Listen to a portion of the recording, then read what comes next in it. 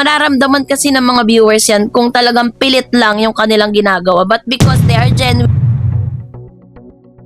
pero sa usaping serious relationship, wala pa po sila sa punto na ganun kasi naman na sa mga nagsasabing scripted lang, siguro much better kung panonoorin nyo sila palagi. So kayo po,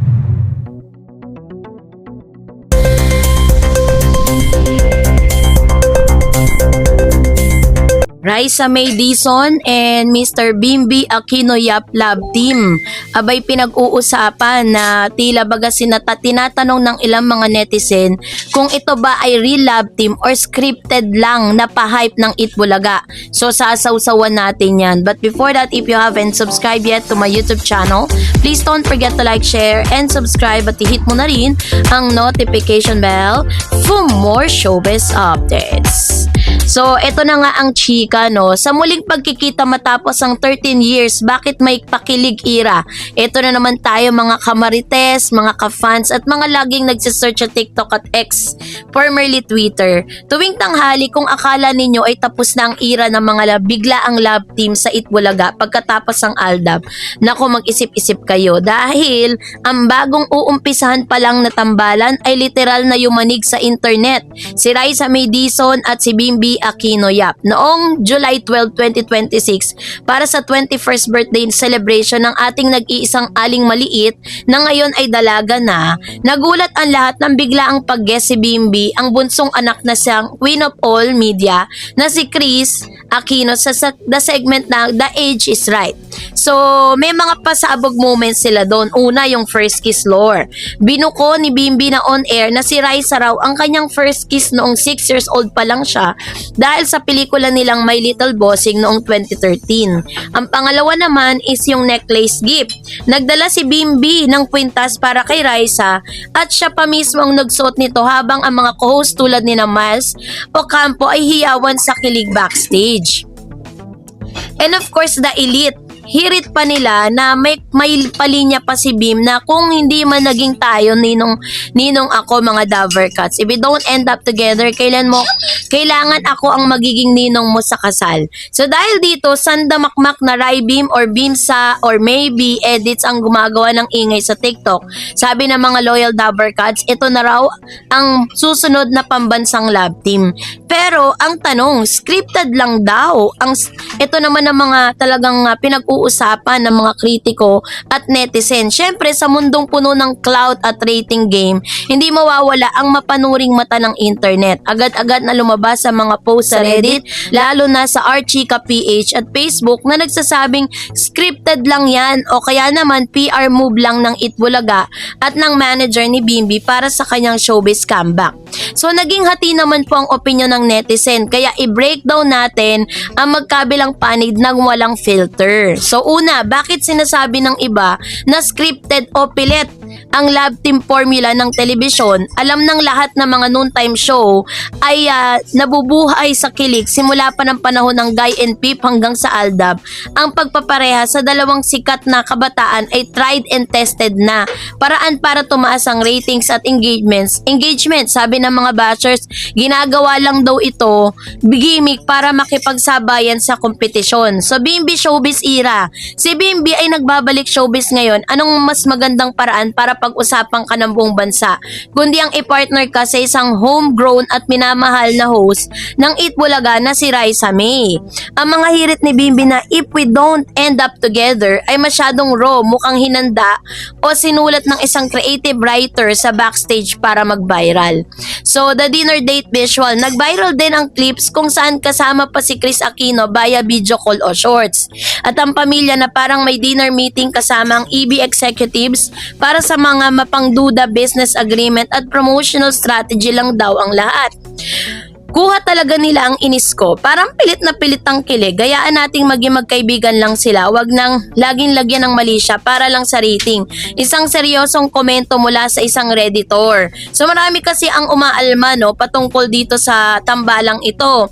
May mga Gen Z lens din. Bakit pwede rin naman itong genuine or organiko? Sa kabila ng scripted allegation, marami pa rin ang nagtatanggol sa dalawa. Kung titignan natin, gamit gamit ang Gen Z glasses na mahilig sa nostalgic at childhood lore, may dahilan kung bakit pwedeng totoong may chemistry at purong pagkakaibigan lang ang nangyayari.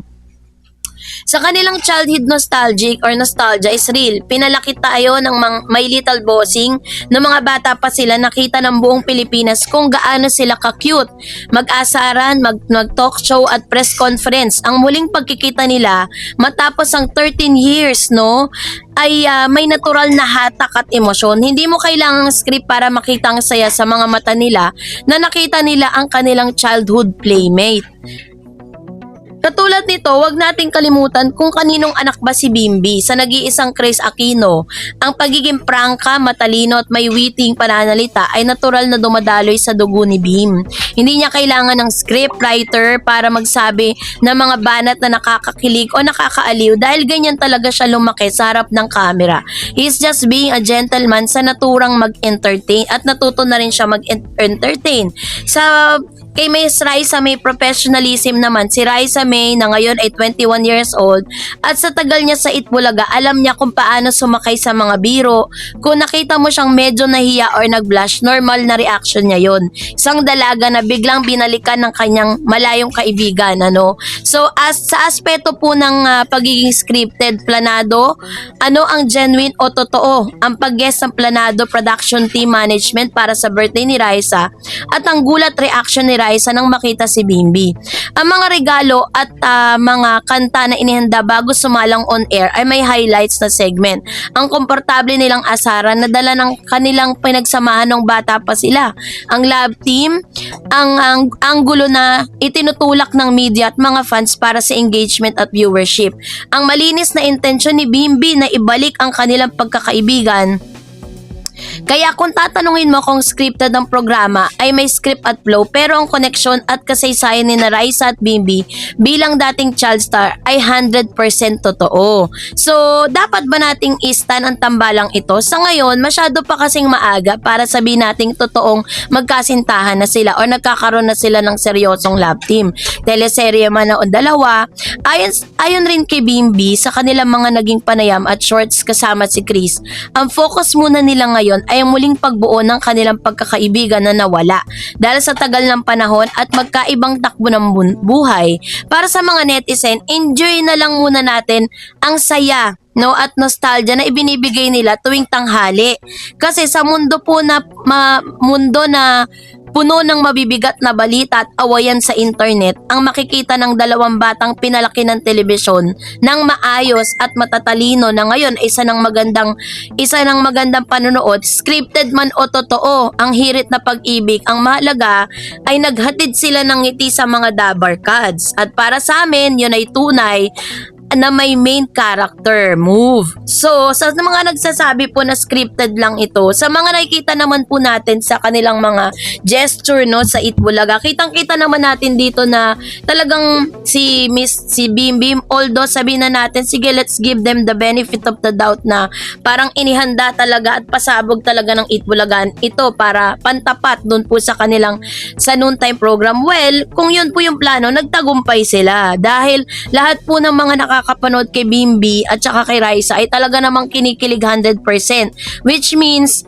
is talagang umaabot sa bawat kabahayan, sa bawat netizen, sa bawat nanonood sa kanilang live videos, yung pinapakita po nila. Kasi mararamdaman kasi ng mga viewers yan kung talagang pilit lang yung kanilang ginagawa. But because they are genuine and nais nila na talagang ma-establish muli yung kanilang naudlot na pagkakaibigan, talagang marami po ang nagiging masaya at maraming kinikilig sa kanilang tambalan. Pero sa usaping serious relationship, wala pa po sila sa punto na ganun kasi kakakita lang nila, 'di ba?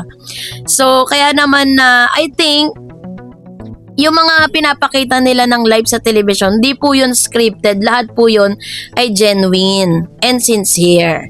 Kaya naman sa mga nagsasabing scripted lang, siguro much better kung panonoorin nyo sila palagi. So kayo po, anong niyang sa loobin patungkol dito? Mag-comment kayo sa comment section. And that's it for today. For more videos and updates, please don't forget to like and subscribe. And please don't forget to follow my Facebook page, Dar Eds TV and Dar Eds channel. God bless everyone.